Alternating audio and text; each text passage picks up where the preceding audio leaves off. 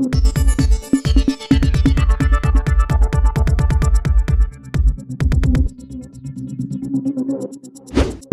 News Maharashtra बातमीचे वास्तववादी विश्लेषण।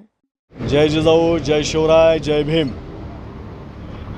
आता सध्या महाराष्ट्रामध्ये विधानसभा निवडणुकीची रणधुमाळी उडालेली आहे।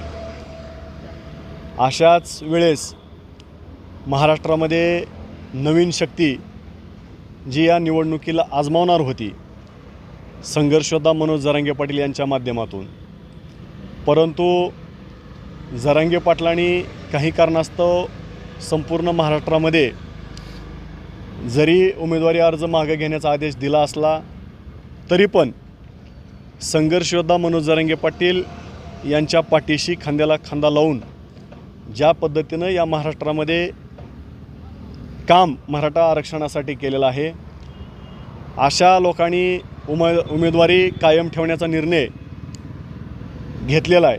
त्यामध्येच रॉकी बंगाळे या मोहोळ विधानसभेकरता उभे आहेत। कालच त्यांनी संघर्षयोद्धा मनोज जरांगे पाटील यांची भेट घेतली, त्यांच्याशी चर्चा केली, जरांगे पाटलांचा आशीर्वाद त्यांनी घेतलेला आहे। अशाच वेळी मोहोळ विधानसभा मतदारसंघातील मराठा समाज असेल, बौद्ध बांधव असतील, त्याचबरोबर मुस्लिम समाज असेल आणि शेतकरी असेल, या सर्वांनी मिळून आता खऱ्या अर्थानं ज्या रॉकी बंगाळेंनी मराठा समाजाच्या पाठीशी आंदोलनाच्या माध्यमातून उभा राहण्याचा निर्णय, ज्या वेळेस विधानसभेला जरांगे पाटील उमेदवार देतील का नाही हे सुद्धा माहीत नव्हतं, त्यावेळेसच त्यांनी पासून मराठा समाजासाठी काम करत होते आणि आज त्यांनी त्यांची उमेदवारी कायम ठेवलेली असताना मराठा समाज बांधव आणि सर्व समाज बांधवांनी त्यांच्या पाठीशी उभा राहण्याची खऱ्या अर्थानं गरज आहे।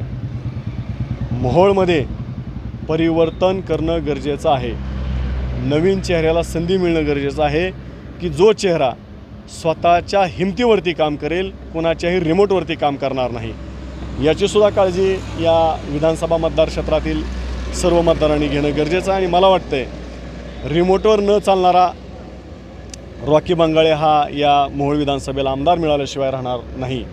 म्हणून येणाऱ्या 20 तारखेला रॉकी बंगाळेंच्या पाठीशी ऊस असलेला शेतकरी असं त्यांचं चिन्ह आहे, त्या चिन्हाला या मोहोळ विधानसभा मतदार क्षेत्रातील सर्व जनता भरभरून मतदान करेल अशी मी या ठिकाणी अपेक्षा व्यक्त करतो आणि रॉकी बंगाळे यांना मी खूप साऱ्या शुभेच्छा देतो। धन्यवाद। जय जिजाऊ, जय शिवराय, जय भीम। आपल्या परिसरातील बातम्या पाहण्यासाठी आजच टुडे न्यूज महाराष्ट्र चॅनलच्या बेल आयकॉनला क्लिक करून सबस्क्राईब करा व नोटिफिकेशन मिळवा।